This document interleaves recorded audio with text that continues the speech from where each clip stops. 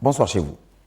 De la manière la plus simple et accessible, la République se définit comme étant une forme de gouvernement dans laquelle un État est dirigé par des représentants de la population. Les républiques modernes reposent sur l'idée que la souveraineté appartient au peuple, même si les personnes qui en font partie ou en sont exclues ont varié au cours de l'histoire. Fin de citation.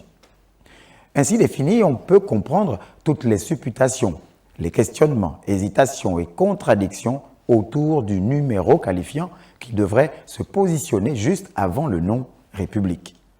5e, 4e, 3e.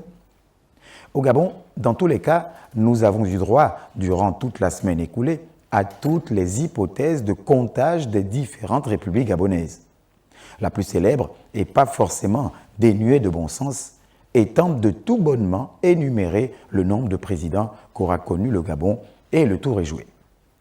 De Léomba à Oligui Nguema, en passant par Rose Francine Rogombe, le compte est bon, ça fait bien 5 présidents, donc nous traversons la 5e République.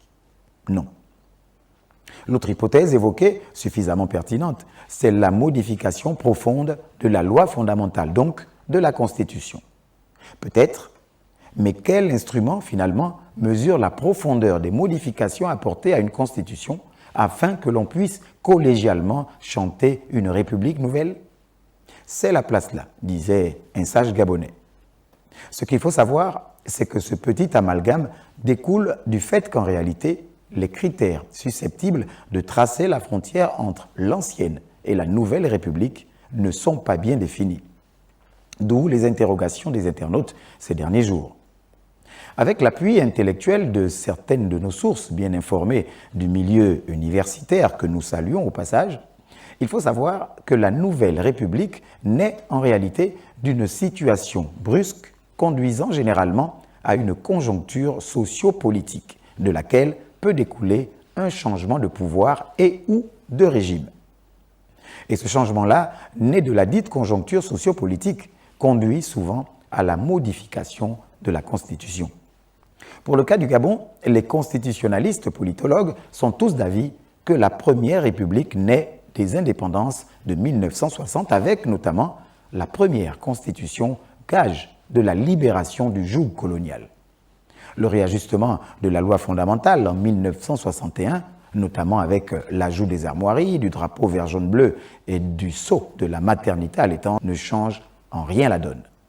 Il va falloir attendre 1967 avec la mort de Léomba et la montée au perchoir d'Albert Bernard Bongo avec son monopartisme pour parler de deuxième République. La conjoncture sociopolitique est bien réelle dans ce cas de figure.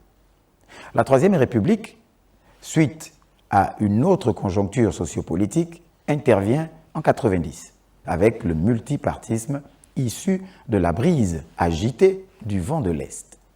Le décès d'Omar Bongo Ondimba en 2009 et la transition de Rose Francine Rogombe constituent pour beaucoup d'analystes avisés un argument de poids pour susciter une nouvelle République, la 4e République, même si d'autres analystes tout aussi avisés estiment pour leur part que le régime n'avait pas changé.